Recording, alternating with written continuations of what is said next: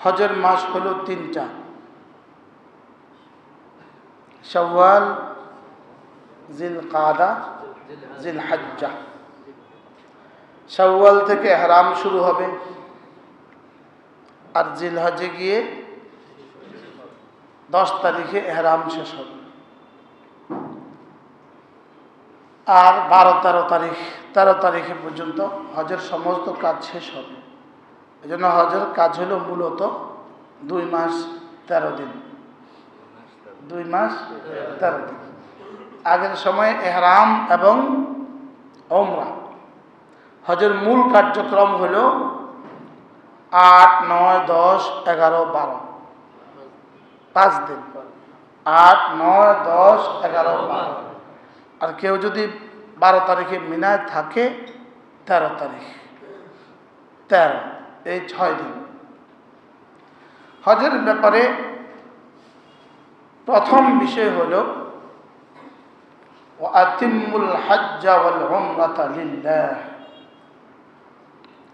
হজের ব্যাপারে প্রথম বিষয় লিল্লাহি বলেন। যদিও এটা সমস্ত ইবাদতের ক্ষেত্রে এটা জরুরি, লেকিন হজের ব্যাপারে সবচেয়ে বেশি জরুরি। নামাজ এমন এক ইবাদত, জামাতের সাথে নামাজ, এর মধ্যে আল্লাহ তাআলা রিয়া রাখেন নাই, সিস্টেম রাখেন নাই। নামাজের মধ্যে কি রাখেন নাই? রিয়া। রিয়া বলেন, রিয়া, লোক দেখানো, লৌকিকতার সিস্টেমেই নামাজের জামাতের মধ্যে আল্লাহ তাআলা রাখেন নাই। যদি নামাজের মধ্যেও রিয়া হয়ে যেত, জামাতের নামাজের মধ্যেও রিয়া হয়ে যেত, তো আমাদের কোনো ইবাদত আল্লাহর জন্য নির্ভেজাল থাকতো না। এজন্য আল্লাহ তাআলা বড় মেহেরবানি করে নামাজের মধ্যে নামাজকে রিয়া মুক্ত রেখেছেন। কি বলছি বলেন? জামাতের নামাজ, জামাতের সাথে ইমাম যখন জামাতে দাঁড়ায়, নামাজ শুরু করে, তো সমস্ত মুসল্লিরাই তো তার পেছনে জামাতে নামাজ শুরু করে। কেউ কাউকে এই কথা বলার সুযোগ নেই যে আমি কিভাবে নামাজ পড়ছি তুমি দেখো, আমি যে নামাজ পড়ছি ও দেখতেছে আমাকে, এই কথা দিলে আসে না। কেন আসে না? সকলেই তো জামাতে নামাজ পড়ছে। এই জন্য জামাতের নামাজ হলো নির্ভেজাল ইবাদত। বলেন নির্ভেজাল ইবাদত, নির্ভেজাল জীবন। বলেন, আল্লামা ওলিপুরের একটা কিতাব আছে, নির্ভেজাল ইবাদত, নির্ভেজাল জীবন। আমার গাড়িতে কিতাবটা আছে। ইবাদত যেন হয় নির্ভেজাল, তো জীবন হবে নির্ভেজাল। ইনকাম যদি হয় নির্ভেজাল, তো জীবন হবে নির্ভেজাল। দিল যদি হয় নির্ভেজাল, ইবাদত হবে নির্ভেজাল। ইবাদত যদি হয় নির্ভেজাল, জীবন হবে নির্ভেজাল।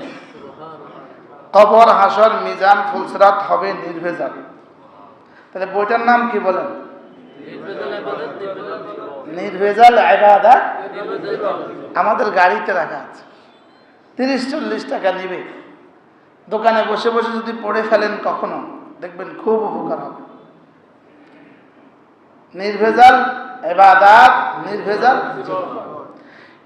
হজকে নির্ভেজাল করার জন্য নামাজকে, জামাতের সাথে নামাজকে আল্লাহ তাআলাই নির্ভেজাল করে দিয়েছেন। সেখানে যদি আমার কোনো ত্রুটি বিচ্ছুতিও হয়, তো ইমামের বরকতে আল্লাহ সেগুলোও মাফ করে দেবেন। শুধুই বান্দাকে মাফ করার জন্যই আল্লাহ তাআলা এই নির্ভেজাল ইবাদতের সিস্টেমটা রেখেছেন। এজন্য জামাতের সাথে নামাজ যার জীবনে নিশ্চিত হলো, তার দুনিয়া আখিরাত নিশ্চিত হলো। জামাতের সাথে নামাজ যার নিশ্চিত হবে, তার আর আমলনামা গুনাহ থাকতেই পারে না।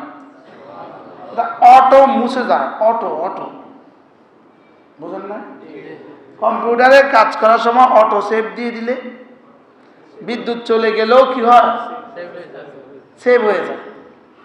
এরা কাজ করে, আর শুধুই 2 মিনিট পরে 3 মিনিট পরে সেভ বাটনে কি যেন আমার মেহনতটা নষ্ট হয়ে না যায়। বিদ্যুৎ চলে গেছে তো সব চলে যাবে। তো এই জন্য নামাজ হলো অটো সেভ। সুবহানাল্লাহ। নামাজ তো আল্লাহ তাআলা অটো সেভ করে দিয়েছেন, লেকিন হজের মাসালায় রব বলেন এখানে তোমাকে কিছু করা লাগবে। তুমি তোমার দিলটাকে আল্লাহ তাআলার জন্য নির্ভেজাল করো। সুবহানাল্লাহ। ওয়ালিল্লাহি আলান নাস হিজ্জুল বাইত মান ইসতাতা ইলাইহি সাবিলা। যে হজে আসার মতো সামর্থ্য রাখো, তোমার উপরে হজ ফরজ, লেকিন লিল্লাহি আল্লাহর জন্য। আলা মানে উপরে, আল্লাহ মানে জন্য। ওয়ালিল্লাহি মান আল্লাহর জন্য করবে, আলান নাসে মানুষের উপরে। ওয়ালিল্লাহি আলান নাস হিজ্জুল বাইত আল্লাহ তাআলার ঘরের হজ। সুবহানাল্লাহ। আল্লাহর জন্যই মানুষের উপরে আল্লাহ তাআলার হজ, ঘরের হজকে ফরজ করে দিলাম। মান ইসতাতা ইলাইহি সাবিলা, যে না বাইতুল্লাহ পৌঁছার অর্থ যার হয়ে যায়। এখানে বলেন আতিমুল হজ্জ ওয়াল উমরাতা লিল্লাহ। ওখানে বলেছে তোমার উপরে হজ ফরজ করেছি, আর এখানে বলেছে তুমি না হজ আর উমরাটাকে আল্লাহর জন্যই পরিপূর্ণ করো।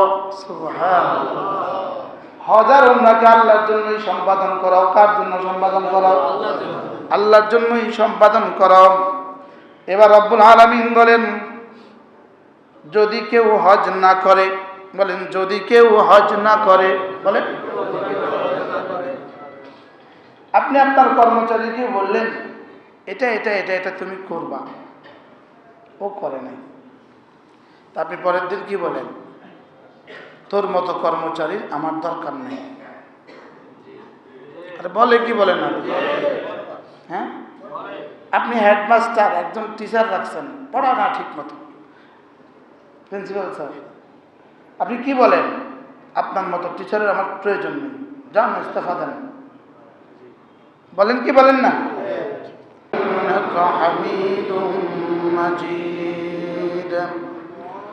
আল্লাহুম্মা বারিক আলা মুহাম্মাদ ওয়া আলা আলি মুহাম্মাদ কামা বারাকতা আলা ইব্রাহিম ওয়া আলা আলি ইব্রাহিম ইন্নাকা হামিদুম مجيد.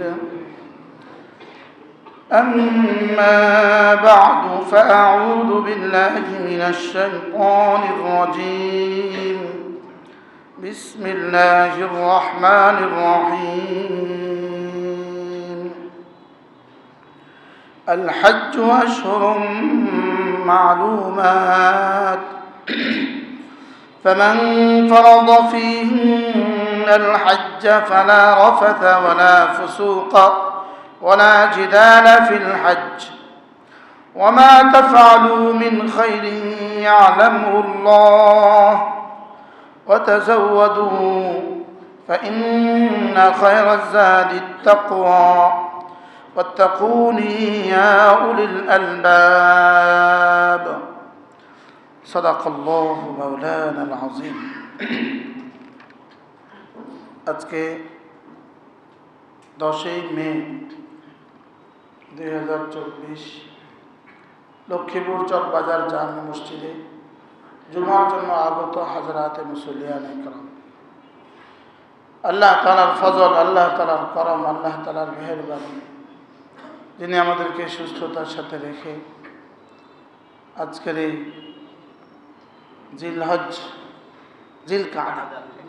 জিলকাদার প্রথম তারিখ, বিলকাদা মাসের প্রথম তারিখে জুমা একত্রিত হয়ে কিছু কথা বলা শোনার তৌফিক দান করেছেন, এই জন্য বলি আলহামদুলিল্লাহ।